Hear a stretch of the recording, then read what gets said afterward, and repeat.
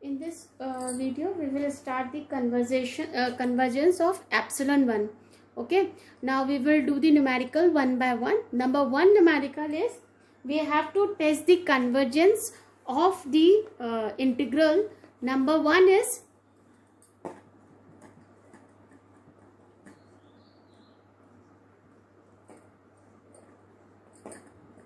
dx upon root x integration 0 to 1. Now as we can see that 0 is the only point of infinite discontinuity of the integrand on interval 0 to 1. Because if I put 1 over root x in place of x0, then it will comes out to be infinity. So we can find that 0 is the only point of discontinuity. So we can write this integral in the form of proper integral, as this can be written as limit epsilon tends to 0 plus limit is going from 0 plus epsilon to 1, or if you take the x to the power root to the numerator, it will comes out to be minus 1 by 2 x to the power minus 1 by 2 dx. Now if I integrate x to the power minus 1 by 2, it comes out to be plus 1 minus 1 by 2 plus 1. This will be x की power 1 by 2 और ये भी आपका 1 by 2 होगा, ये 2 ऊपर चला जाएगा तो 2 रूट एक्स हो जाएगा. तो इसको हम ऐसे लिख सकते हैं limit epsilon tending to 0 plus ये आ गया आपका 2 root x. Limit is from 0 plus epsilon to 1. ठीक है, 0 plus epsilon to 1. Now if I put the limit, it is comes out to be limit epsilon tending to 0 plus, आपने जब 1 रखा तो ये आ गया 2 क्योंकि root 1 is 1, minus this comes out to be 2 root epsilon. Now if you put in the place of epsilon 0, then this value comes out to be 2, which is finite. Therefore integral 0 to 1 dx over root x is convergent. ठीक है, this is convergent. सो और इसकी value कितनी होगी 2. ठीक है, next numerical हम करते हैं second one.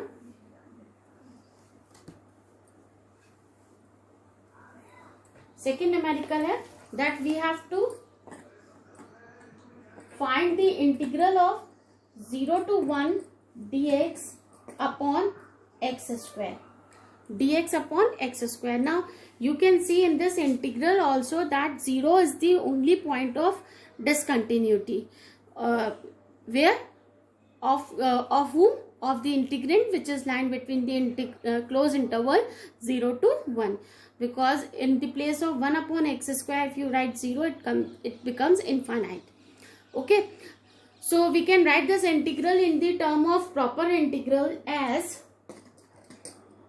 limit epsilon tending to 0 plus epsilon to 1 dx. आप x की पावर को 2 को ऊपर ले जाओगे तो x to the power minus 2 dx हो जाएगा. इंटीग्रेट करोगे आप तो ये आ जाएगा आपका minus 1 upon x limit 0 plus epsilon to 1 limit epsilon tending to 0 plus, आपने लिमिट लगाई, जब आपने लिमिट लगाई 1 लगाई तो ये वैल्यू आ गई आपकी -1, और जब एप्सिलन लगाई तो ये आ गई आपकी minus plus, lower limit minus में होती है 1 प्लस एप्सिलन. ठीक है, अब आपने लिमिट लग के एप्सिलन की जगह 0 रखा तो 1 अपॉन 0 इन्फिनिटी आया. इन्फिनिटी में कुछ भी ऐड करिए सब्ट्रैक्ट करिए, वो वैल्यू कैसी आएगी? Infinity. So we can say that 0 to 1 dx upon x square is divergent. ठीक है, it is divergent and it is diverges to infinity. ठीक है, we can see this. We can say that.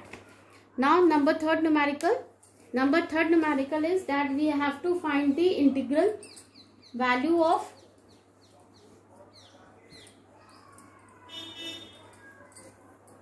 number third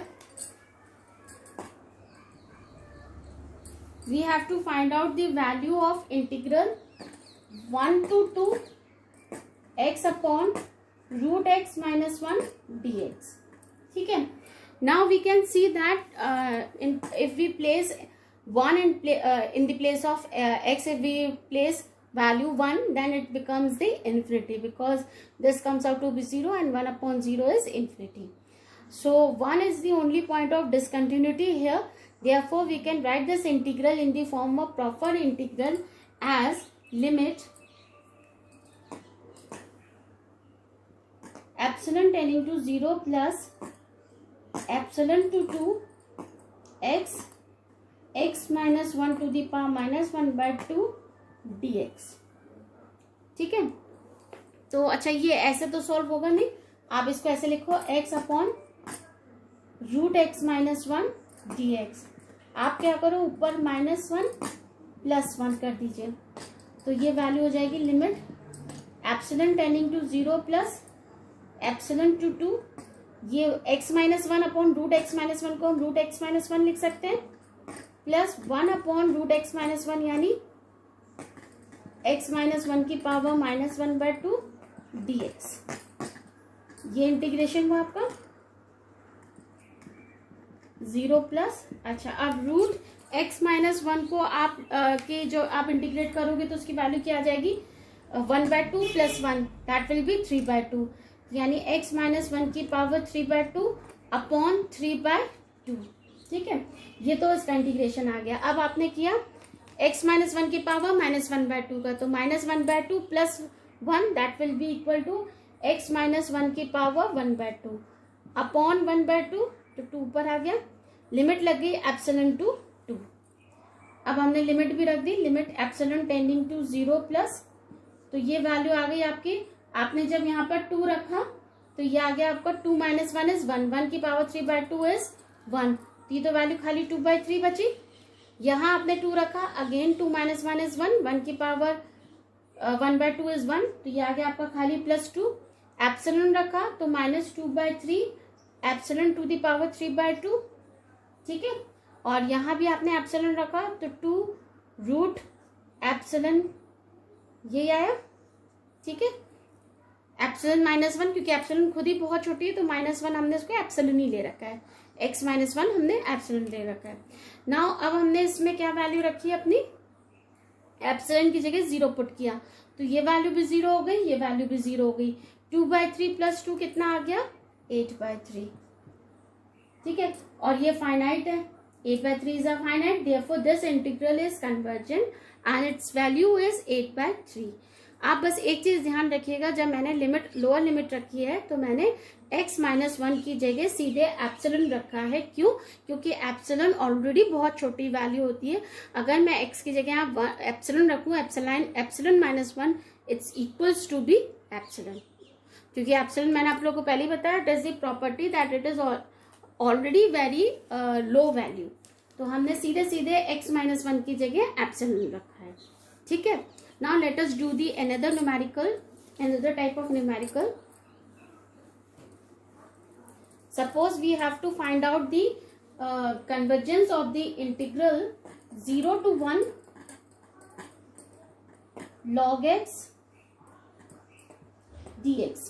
ठीक है, now you can see that here 0 is the only point of discontinuity because log 0 is infinity, है ना, और आपको 0 यहाँ पर ये दे रखी है लिमिट, तो आपका खाली 0 जो है वो पॉइंट ऑफ डिसकंटिन्यूटी है.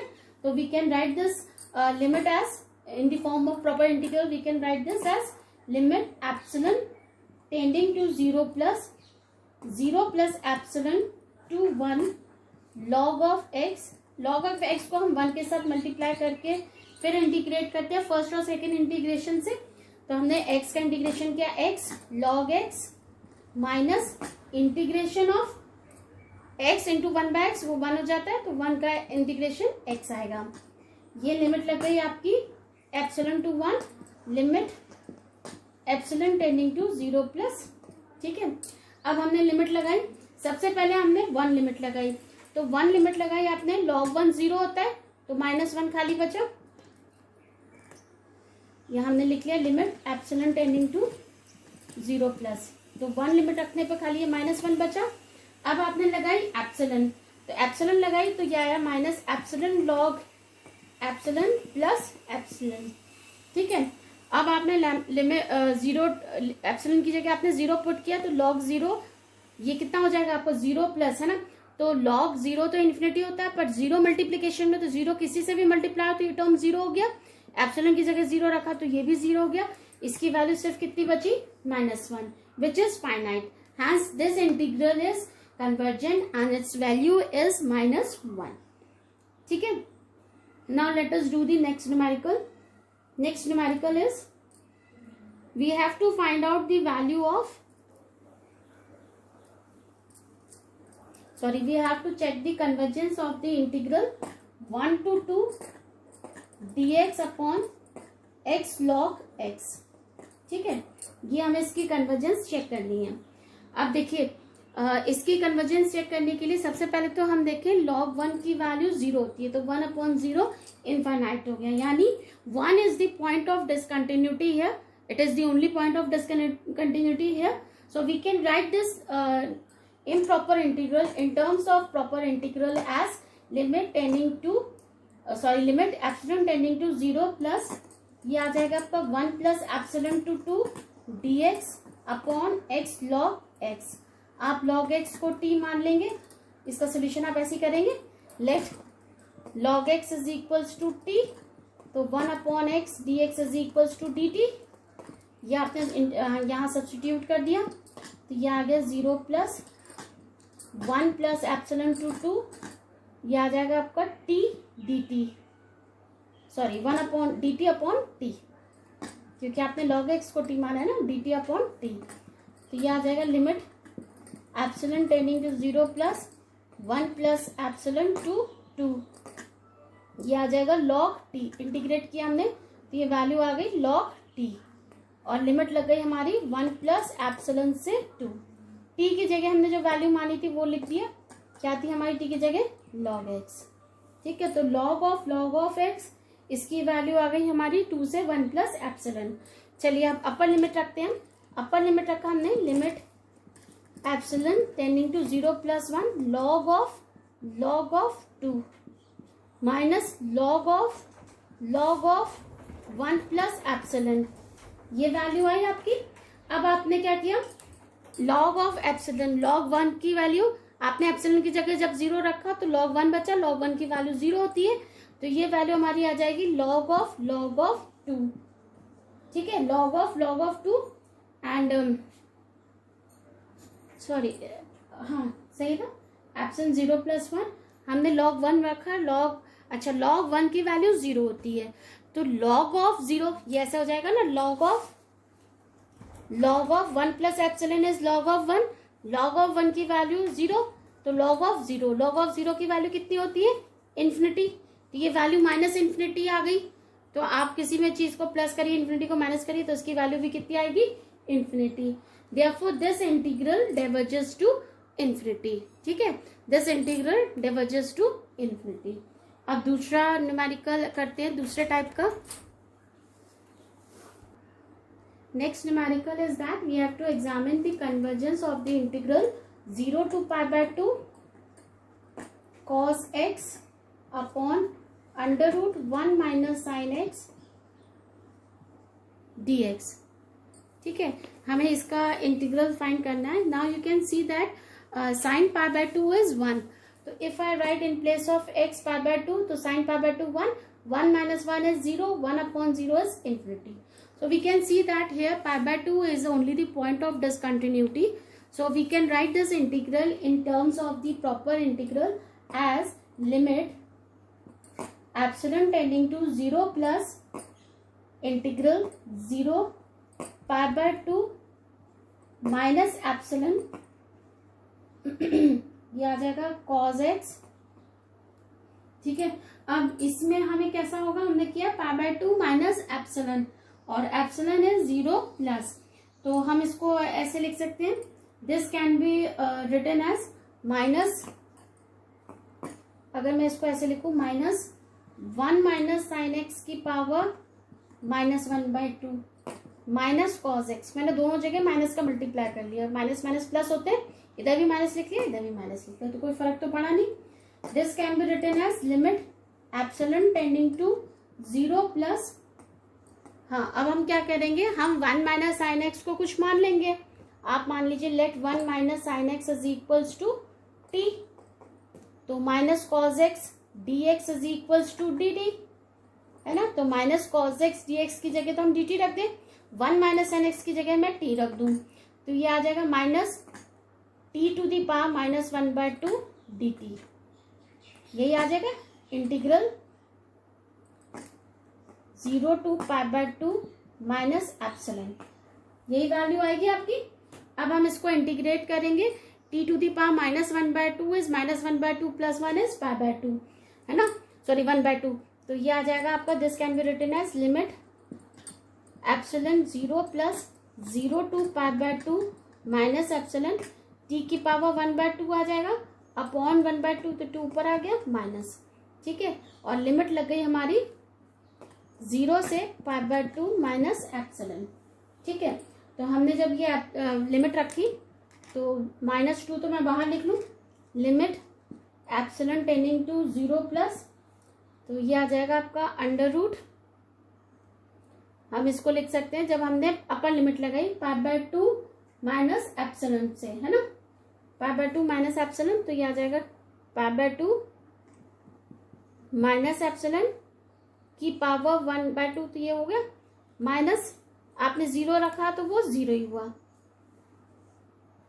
ठीक है, ये वैल्यू रखी। अब आपने क्या किया कि एप्सिलॉन की जगह जब आपने 0 रखा, ठीक है, तो एप्सिलॉन की जगह 0 रखेंगे तो खाली π/2 मिलेगा मुझे, अंडर रूट ऑफ π/2 इंटू -2, ये वैल्यू हमारी कैसी निकल के आएगी, फाइनाइट, ये वैल्यू हमारी फाइनाइट निकल के आई। तो हमारा क्या होगा, मतलब क्या हुआ कि हमारा जो ये इंटीग्रल है दिस इज कन्वर्जेंट, ठीक है। नेक्स्ट लिखते हैं, नेक्स्ट इंटीग्रल जो हमें सॉल्व करना है, that is we have to solve integral -1 to 1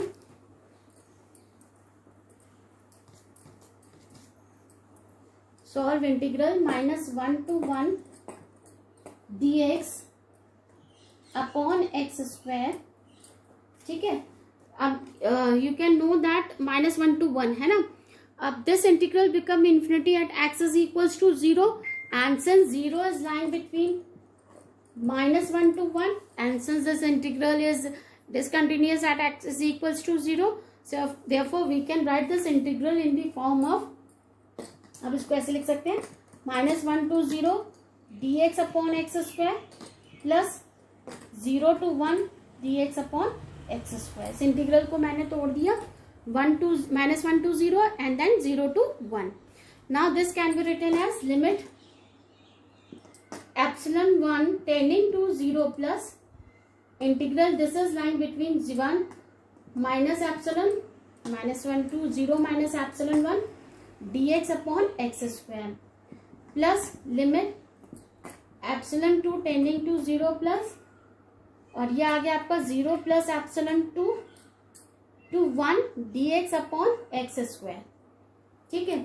हमने यहाँ पर इंटीग्रेशन किया 1 अपॉन मतलब x की पावर -2 का, तो ये इंटीग्रेशन आप इसका करोगे तो ये आ जाएगा -1 अपॉन एक्स, है ना, तो इसकी जगह हमने -1 अपॉन एक्स लिखा, limit epsilon 1 tending to 0 plus, और ये आ गया -1 अपॉन एक्स, लिमिट लग गई -1 टू एप्सिलॉन 1 प्लस यहाँ भी लिमिट एप्सिलॉन टेंड 0 प्लस 1, और ये वैल्यू भी आ गई हमारी -1 अपॉन एक्स, प्लस लिमिट आई हमारी 0 plus epsilon 2 is epsilon 2 to 1, ठीक है।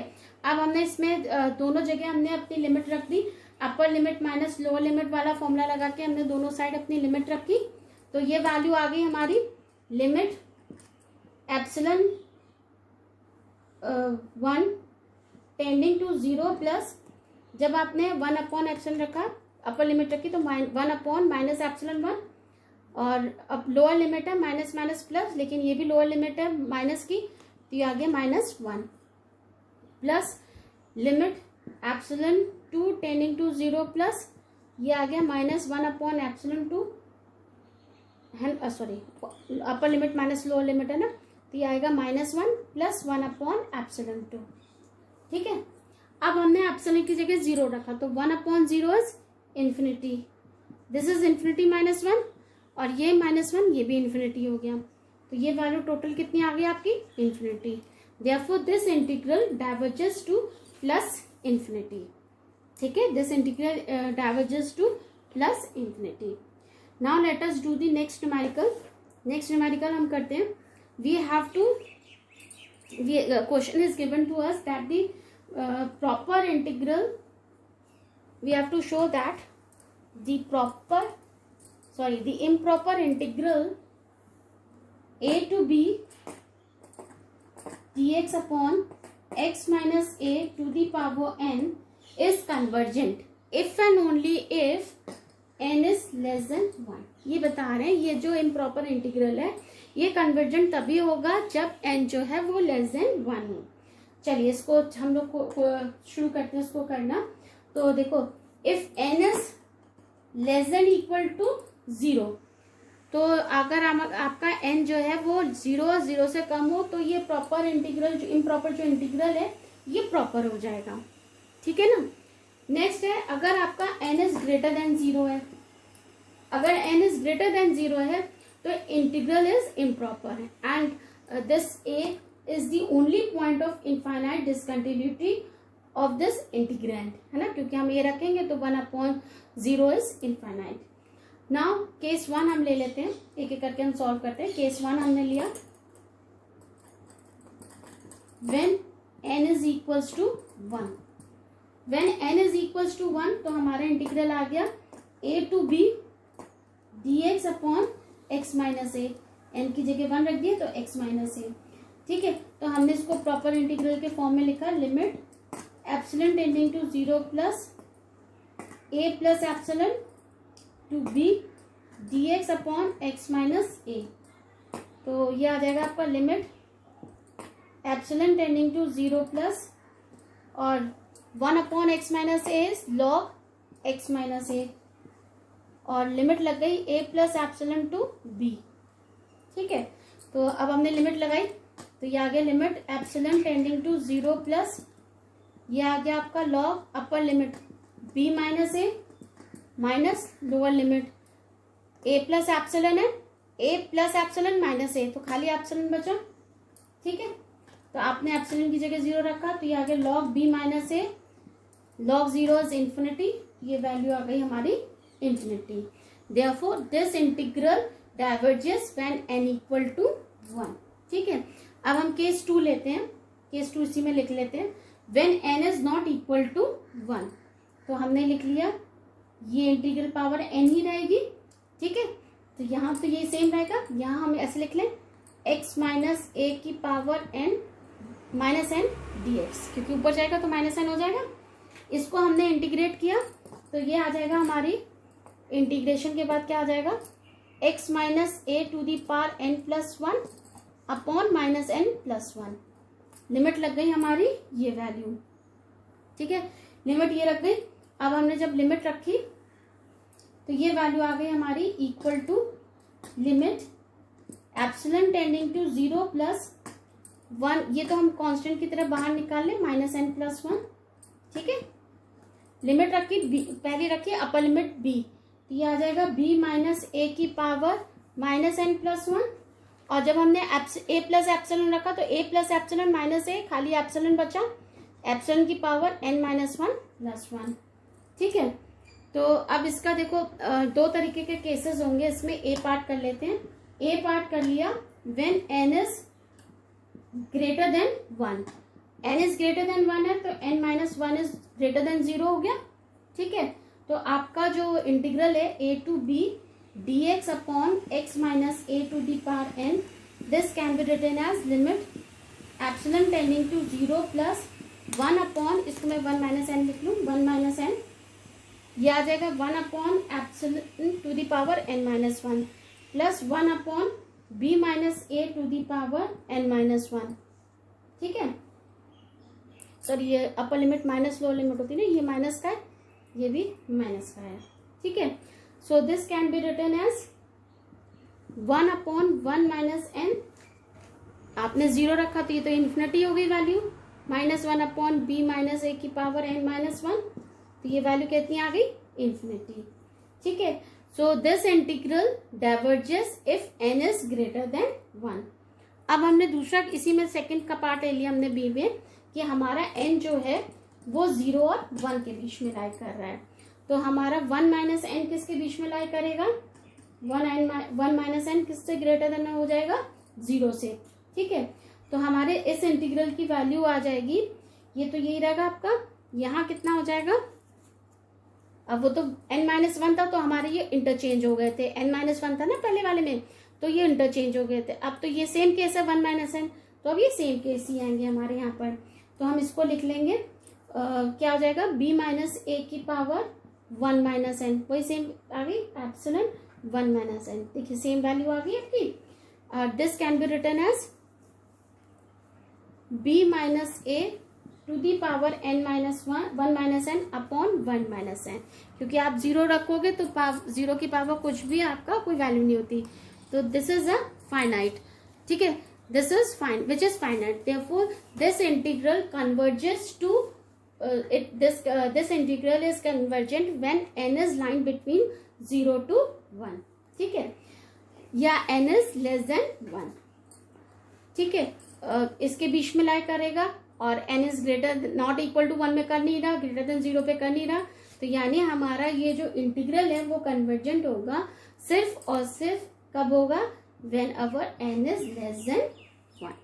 Hence proved।